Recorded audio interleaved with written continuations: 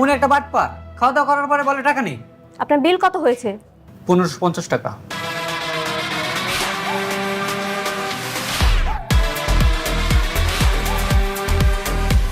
এখানে 5000 টাকা আছে।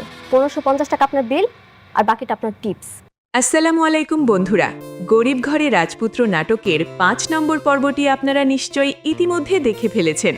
তো আজকের ভিডিওতে আমরা কথা বলবো আগামী 6 নম্বর পর্বে কি কি ধামাকা আসতে যাচ্ছে।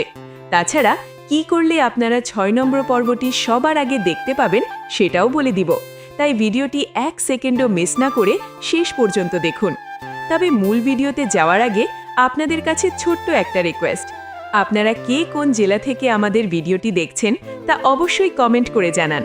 তাছাড়া আপনি যদি আমাদের চ্যানেলের নতুন দর্শক হয়ে থাকেন তাহলে আমাদের চ্যানেলটি সাবস্ক্রাইব করে আমাদের সাথেই থাকবেন। বন্ধুরা, 5 নম্বর পর্বে আমরা অনেকের জীবনের সবথেকে কঠিন সময়টা দেখলাম। অনেক যখন খিদে সইতে না পেরে একটা রেস্টুরেন্টে খেতে যায়, সেখানে বিল দিতে গিয়ে সে বুঝতে পারে তার বন্ধু রাতুল তার সব ব্যাংক কার্ড ব্লক করে দিয়েছে।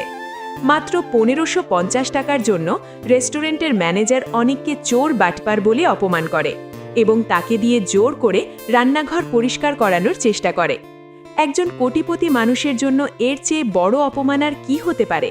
কিন্তু ঠিক সেই মুহূর্তে অনিকের পুরনো বান্ধবী বৃষ্টি সেখানে এসে হাজির হয় এবং অনিকের বিল পরিশোধ করে তাকে ওই অপমান থেকে বাঁচায়।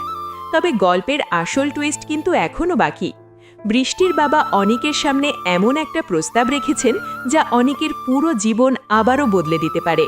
তিনি চান অনিক বৃষ্টিকে বিয়ে করে তার বিশাল ব্যবসার দায়িত্ব নিক। বন্ধুরা, আগামী 6 নম্বর পর্বে আমরা দেখতে পাব অনিক এক চরম দোটানায় পড়ে গেছে। একদিকে তার অসুস্থ শ্বশুরকে বাঁচাতে 4 লক্ষ টাকার প্রয়োজন, আর অন্যদিকে বৃষ্টির বাবার দেওয়া শর্ত। অনেক কি বৃষ্টির বাবার দেওয়া শর্ত আর পুরনো ভালোবাসার টানিয়ে মেঘলাকে ভুলে যাবে, নাকি মেঘলার বাবার জীবন বাঁচাতে সে নিজেকে বিক্রি করে দেবে? বন্ধুরা, আপনারা যারা 6 নম্বর পর্বের জন্য অধীর আগ্রহে অপেক্ষা করছেন তাদের জানিয়ে রাখি, গরিব ঘরে রাজপুত্র 6 নম্বর পর্বটি আগামী 7 তারিখ দুপুর 12টায় রিলিজ হতে যাচ্ছে কারু হিম ইউটিউব চ্যানেলে। তো বন্ধুরা, আপনারা কি মনে করেন, অনিকের কি বৃষ্টিকে বিয়ে করা উচিত নাকি মেঘলার সাথে থেকে লড়াই করা উচিত? আপনাদের মতামত জলদি কমেন্ট করে জানান। আর ভিডিওটি ভালো লাগলে লাইক দিন এবং গরিব ঘরে রাজপুত্র নাটকের পরবর্তী সব আপডেট সবার আগে পেতে আমাদের সাথেই থাকুন। দেখা হচ্ছে পরের ভিডিওতে। ধন্যবাদ।